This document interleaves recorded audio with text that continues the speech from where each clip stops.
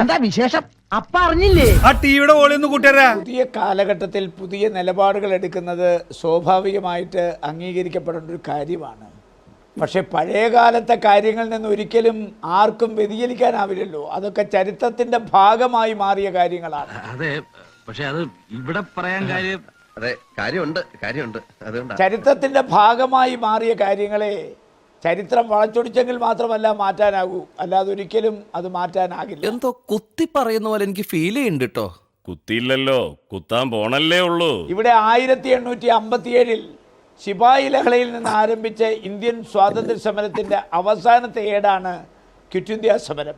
അവൻ എന്തിനുള്ള പുറപ്പാടാണെന്ന് മനസ്സിലാവുന്നില്ല. ആ ക്വിറ്റ് ഇന്ത്യ സമരത്തെ പോലും ഇപ്പോഴും ശ്രീ കുഞ്ഞിക്കണ്ണൻ വളച്ചൊടിക്കാനാണ് ശ്രമിക്കുന്നത്. 1942 ഓഗസ്റ്റ് മാസം 8 ബോംബെയിലെ ഗോവാലിയ ടാങ്ക് മൈതാനം. ആ മൈതാനത്തിലാണ് കോൺഗ്രസ് പ്രസിഡന്റ് മൗലാന അബ്ദുൽ കലാം ആസാദിന്റെ നേതൃത്വത്തിൽ സമ്മേളനം നടക്കുന്നു. ആ സമ്മേളനത്തിലാണ് ജവഹർലാൽ നെഹ്റു ക്വിറ്റ് ഇന്ത്യ പ്രമേയം അവതരിപ്പിച്ചത്. ആ പ്രമേയത്തെ പിന്താങ്ങിയത് സർദാർ വല്ലഭായ് പട്ടേലാണ്. തീർന്നിട്ടില്ല, ബാക്കി വന്നിട്ട് തരുന്നുണ്ട്. ആ യോഗത്തിൽ വെച്ച് മഹാത്മാഗാന്ധിയാണ് പറഞ്ഞത്, ഇന്ത്യക്കാരുടെ മുമ്പിൽ 2 മാർഗം. എന്താണ് ആ മാർഗം? Do or die.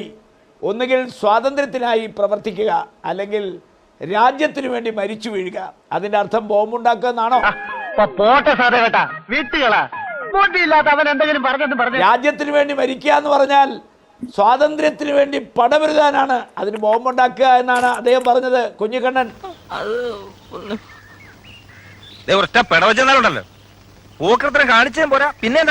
അപ്പോ അന്തിമമായ പോരാട്ടത്തിന്റെ ഫലമായി ഇന്ത്യയിലെ ജയിലുകൾ മുഴുവൻ മഹാത്മാഗാന്ധി അതുപോലെ തന്നെ സ്വാതന്ത്ര്യ സമര നേതാക്കന്മാർ മുഴുവൻ ജയിലിൽ അടയ്ക്കപ്പെട്ടു. അപ്പൊ നിങ്ങൾക്ക് ഓർമ്മയില്ലേ? ഇല്ല, പോയിട്ട് 2 കൂടി ആയിരിക്കും, അപ്പൊ ഓർമ്മ വരും കേട്ടോ.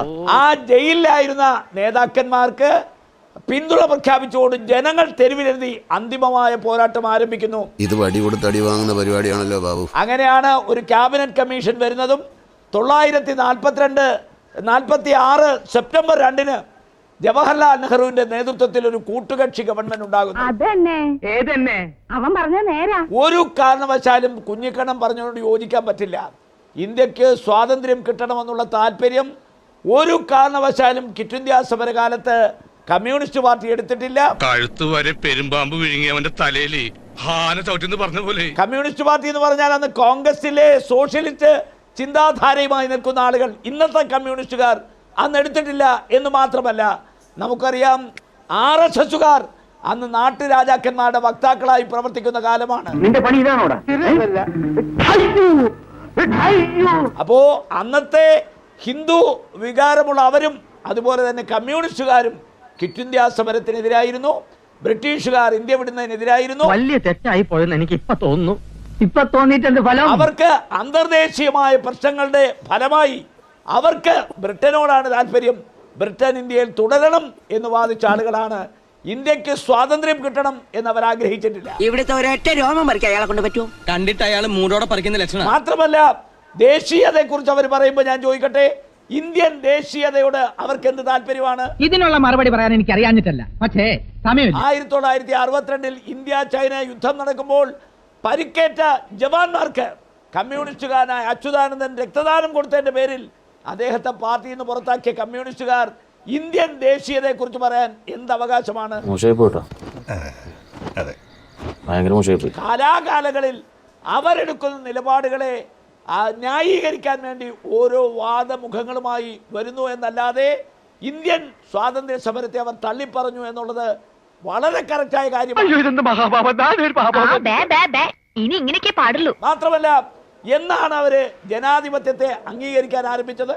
1942 കൽക്കട്ട തീസിസ് ആർക്കെങ്കിലും മറക്കാൻ പറ്റുമോ? തനി രാവണൻ 10 തലയായവന്. BT രണവിയുടെ പ്രോസസ് മറക്കാൻ പറ്റുമോ? ബാലറ്റ് പേപ്പറിലൂടെ അധികാരം പിടിച്ചെടുക്കാനാവില്ലെന്നും തോക്കിൻ കുഴലിലൂടെയും അല്ലെങ്കിൽ വാരിക്കുന്തങ്ങളിലൂടെയും അധികാരം പിടിച്ചെടുക്കണമെന്ന് പറഞ്ഞ കമ്മ്യൂണിസ്റ്റ് പാർട്ടി എന്നെ സംശയിക്കരുത്. 51 അവരുടെ പൊളിറ്റിക്കൽ ലൈൻ മാറ്റിയത്. അത് ശരി. ഇന്ത്യ എന്ന് പറയുന്ന മഹാരാജ്യത്ത് ഒരിക്കലും ഒരു സായുധ വിപ്ലവത്തിലൂടെ അധികാരം പിടിച്ചെടുക്കാനാവില്ലെന്ന് ബോധ്യപ്പെട്ടതിന്റെ അടിസ്ഥാനത്തിൽ നിവർത്തികേട് കൊണ്ടാണ് ബാലറ്റ് പേപ്പറിനെ അംഗീകരിക്കാനുള്ള ഒരു സമീപനത്തിലേക്ക് കമ്മ്യൂണിസ്റ്റുകാർ വന്നത്. അപ്പൊ കാലാകാലങ്ങളിൽ അവർ സ്വീകരിച്ച നിലപാട്, അവസരവാദപരമായ നിലപാട്, ഇന്ത്യ വിരുദ്ധ നിലപാട്, ആ നിലപാടിനെ ന്യായീകരിക്കാനാണ് ഇപ്പൊ കുഞ്ഞിക്കണ്ണൻ ശ്രമിച്ചുകൊണ്ടിരിക്കുന്നത്. പക്ഷേ ഒരു പൂവെടുത്ത് ചെവിയിൽ വെച്ചിട്ട് റോഡിൽ കൂടി ഒന്ന് ഓടിയാലോ എന്ന് ആലോചിച്ചിരിക്കുകയാണ് ഞാൻ. ഈ രാജ്യത്തിന്റെ ചരിത്രം അറിയാവുന്ന ആർക്കും കുഞ്ഞിക്കണ്ണോട് യോജിക്കാനാവില്ല. ഞാൻ അപ്പോഴേ പറഞ്ഞാണ് ഇതൊന്നും ഏക്കൂല. ഇന്ത്യക്ക് സ്വാതന്ത്ര്യം കിട്ടിയ മഹാത്മാഗാന്ധിയെ ഇവർ അപമാനിച്ചിട്ടില്ല. അമ്മക്ക് പ്രാണവേദന, മകക്ക് വീണവായന എന്ന് പറഞ്ഞ മാതിരിയായിപ്പോ എന്റെ സ്ഥിതി. വാർത്തയിലെ കള്ളൻ എന്ന് വിളിച്ചിട്ടില്ലേ? ജവഹർലാൽ നെഹ്റുവിനെ സാമ്രാജ്യത്വത്തിന്റെ ചെരുപ്പ് തക്കി എന്ന് വിളിച്ചിട്ടില്ലേ? മനുഷ്യരെ കുറച്ചൊക്കെ ഇതൊക്കെ വേണം, സപ്പോസ് എന്തെങ്കിലുമൊക്കെ വേണം. അപ്പോ ഇന്ത്യൻ സ്വാതന്ത്ര്യ സമരത്തെ മാത്രമല്ല രാഷ്ട്രപിതാവിനെ പോലും അപമാനിച്ച ആളുകൾ ഇന്ന് നല്ല പിള്ള ചവയാൻ വേണ്ടി ഇത്തരം വാദമുഖികളായി വരുമ്പോ ഇന്ത്യൻ ചരിത്രം അറിയാവുന്ന ആർക്കും അതിനോട് യോജിക്കാനാവില്ല. സന്തോഷായി, നല്ല സന്തോഷമായി. അതുകൊണ്ട് പല പല ധാരകൾ, ആ ധാരകളൊക്കെ നമുക്കും അറിയാവുന്ന കാര്യങ്ങളാണ്. പക്ഷെ ആ ധാരകൾക്ക് കമ്മ്യൂണിസ്റ്റ് പ്രസ്ഥാനവുമായിട്ട് എന്താ ബന്ധം?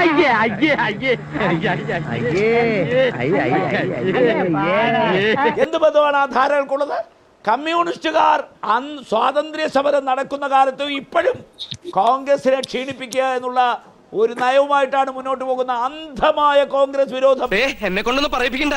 ഇത്രയൊക്കെ വരുത്തി വെച്ചിട്ട് എന്റെ നാവിൽ നല്ല തെറി പോലും വരുന്നില്ലല്ലോ ഈശ്വര. ആ വിരോധമാണ് ഇന്ന് BJP-യുടെ കയ്യിലേക്ക് അധികാരം ചെന്ന് ചേരാനുണ്ടായ കാരണം. ഞാൻ പറഞ്ഞതെല്ലാം മഹീന്ദ്രന് മനസ്സിലായല്ലോ അല്ലേ?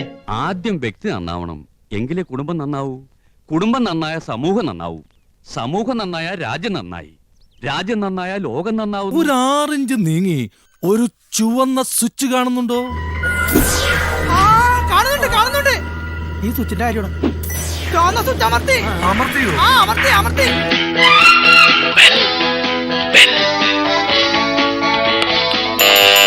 Thank you. ഈ ഉപകാരം മറന്നാലും ഞാൻ മരിക്കില്ല. ഇതൊക്കെ എന്ത് ഉപകാരം. അപ്പോ നാളെ നേരത്തെ തന്നെ ഇങ്ങോട്ട് എത്തണം കേട്ടോ. ശരി.